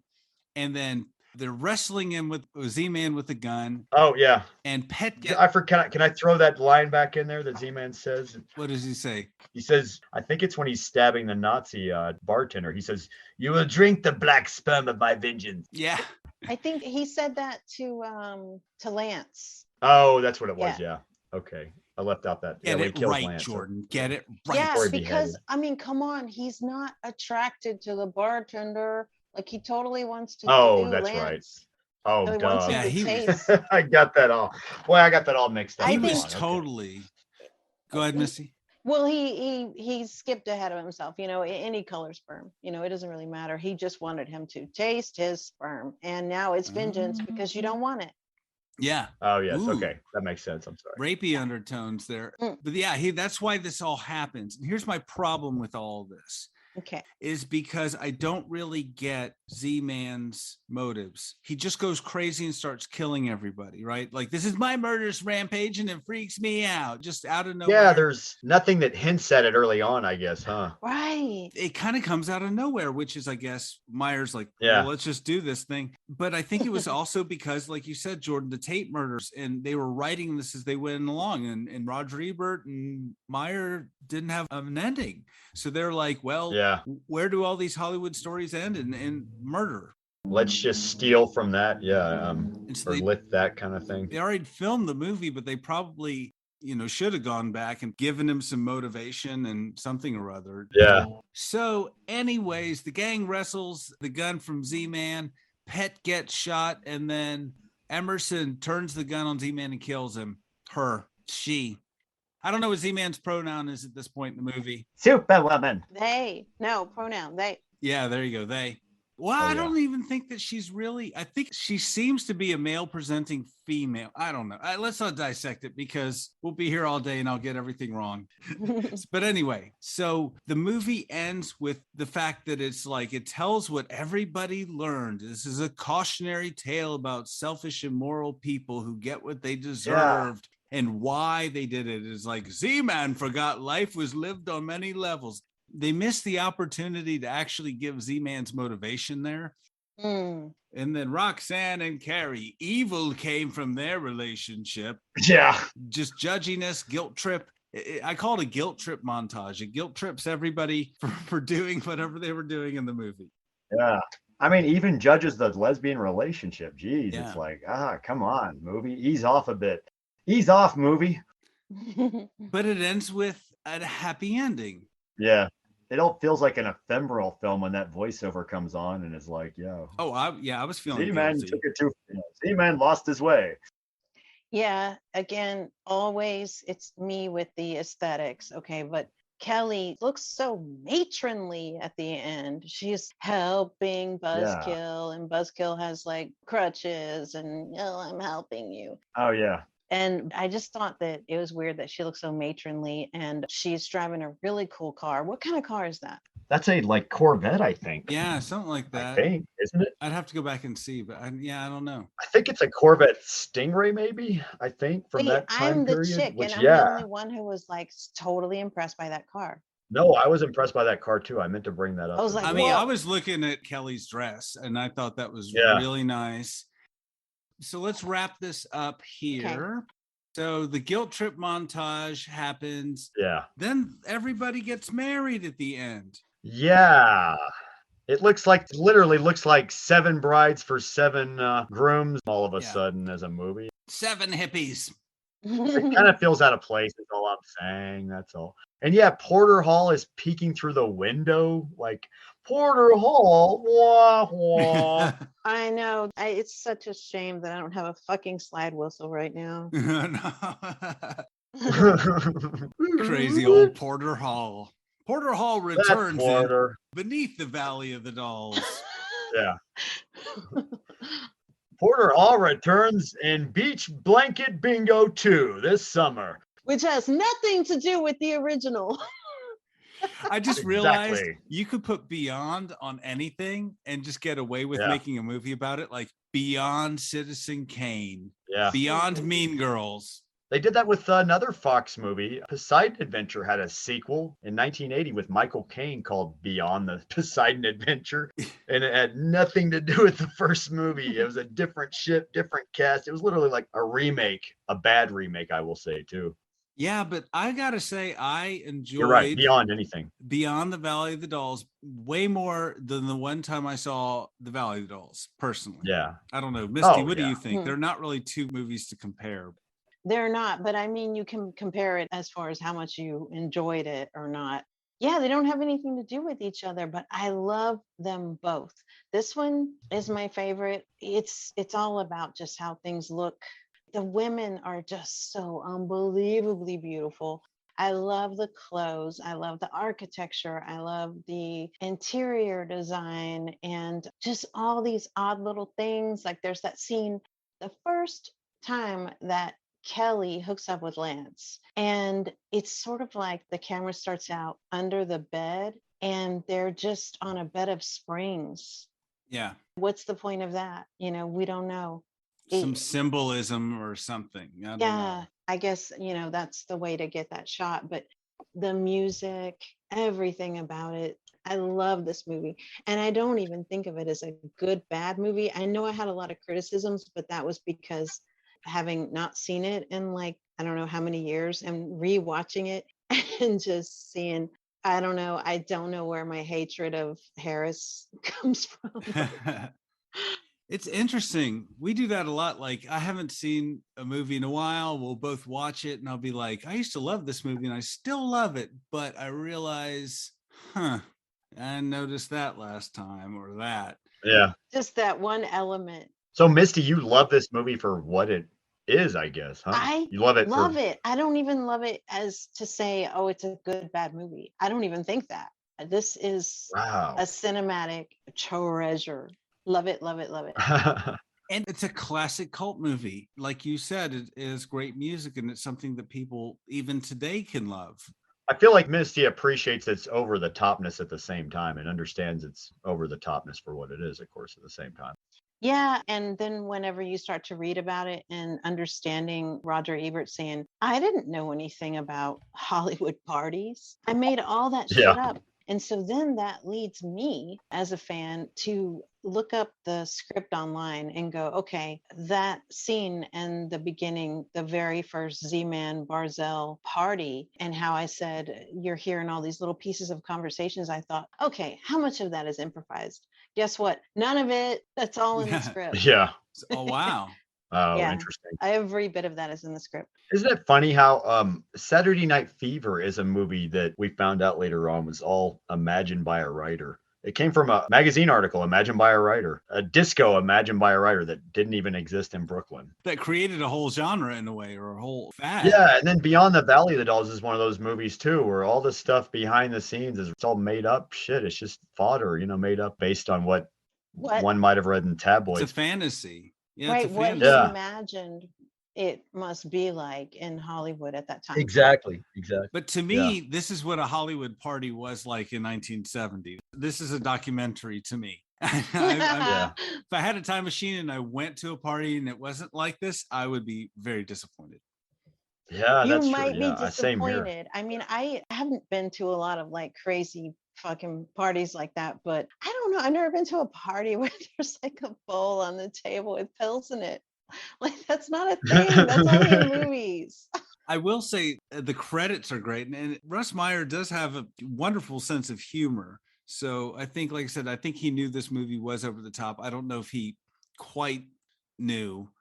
But anyway, look at the credits for characters identified as gay boy, hippie boy, rotund I saw drunk. that. I did see that. Yeah. Rotund drunk. I literally, it's referred to as gay boy number one. I mean, like, man, Oh my God.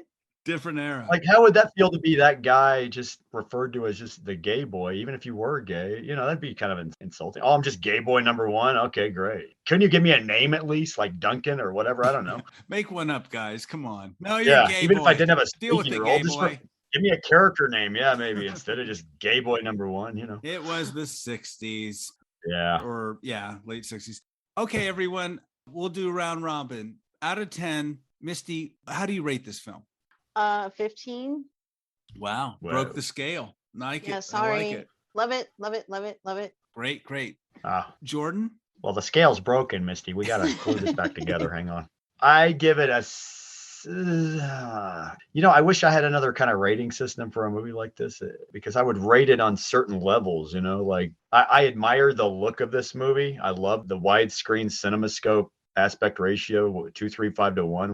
And yeah, I look at it overall as a satire. It's very satirical, and I appreciate those aspects of it. I appreciate Russ Meyer's editing as well. And I appreciate his unique style. He had an individual style. I give this movie out of 10. I give this 6-7 Z-Man swords. How about you, Anthony? Final thoughts? I agree with you. As a cult film, it's a 9 or a 10. I mean, they don't get bigger and more notorious and flashier and more watchable than this film. But even all the negative aspects I talk about, I still appreciate that part of it. It is its own movie. And if you like this kind of film, it's a good one.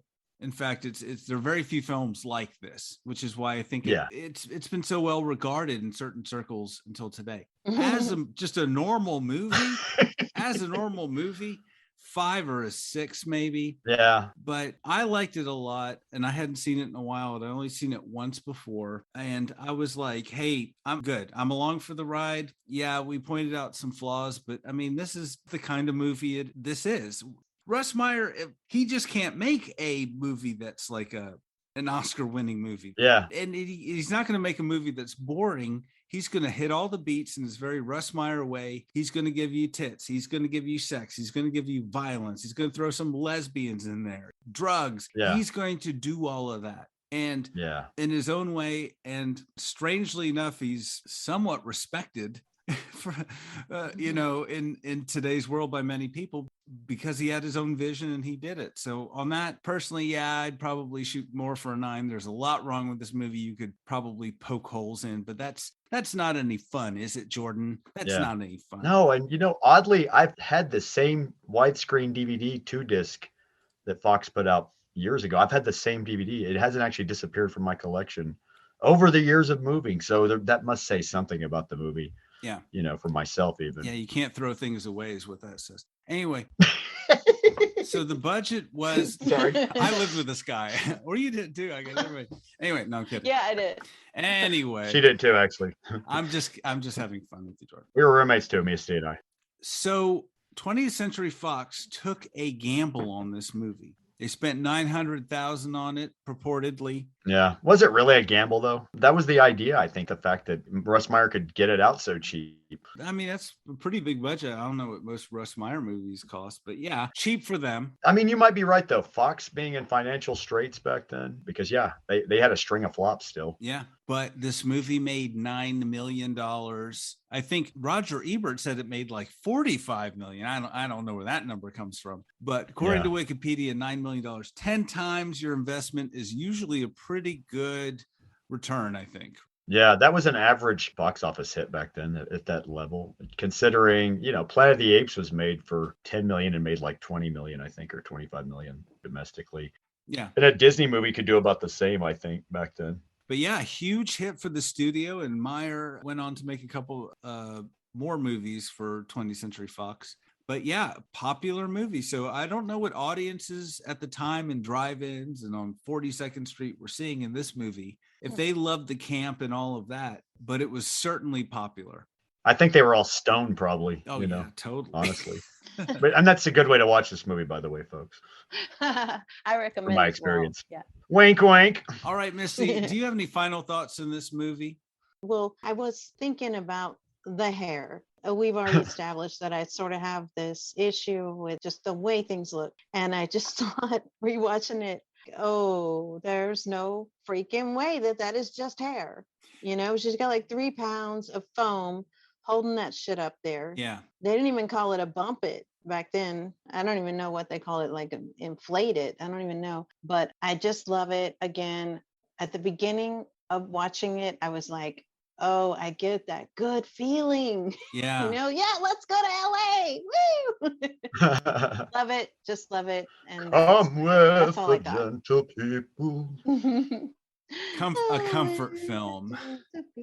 Yes. Okay, Misty, is there anything you want to plug? Tell us again where we can find you and your work.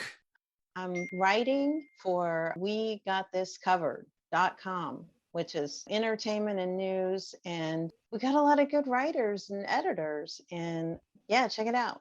All right. Well, thank you so much, Misty, for your time today. It's been awesome. Great movie. We've had a lot of fun talking about it. And guys, if you're ever in Austin, Yes, thank you, Misty. Misty knows where the coolest parties are, so she's going to take you to all the Z-Man parties in Austin. Oh, no. Too late. The pressure. It's her happening, and it freaks her out, man. I'm freaked out. Okay. Jordan, do you have anything that you want to say that you've learned from this movie?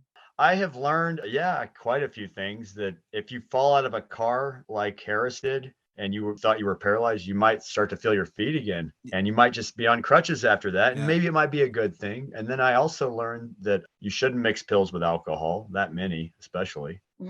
and be careful where you point those swords, folks. I mean, those are dangerous. If you have a sword at home, folks, keep it out of the high places from your kids. Or if Z-Man throws a party at your pad, that might be dangerous. And don't talk shit to the guy with the sword.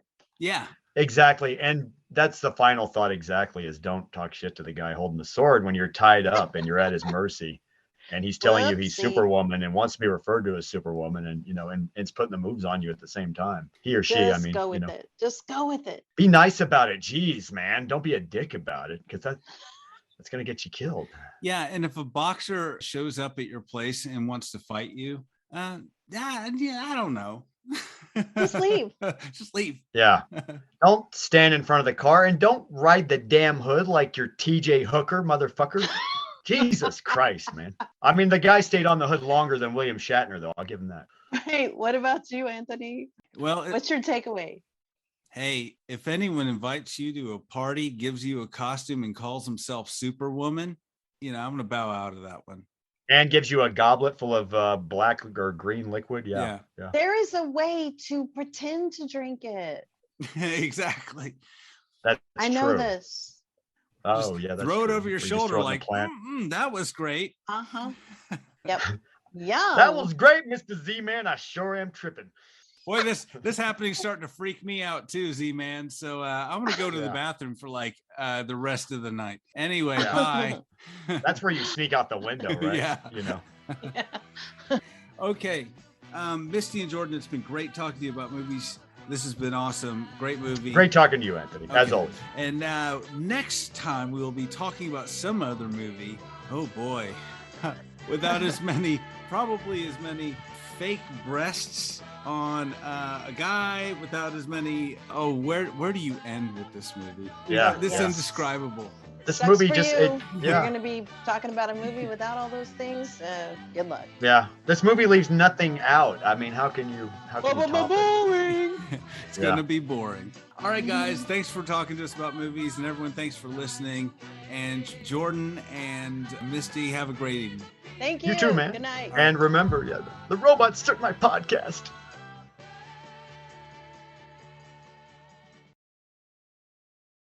All trailers, clips, music, or any other copyrighted material are used sparingly, edited from their original forms, and used for the purposes of criticism, discussion, commentary, and education about these fine films.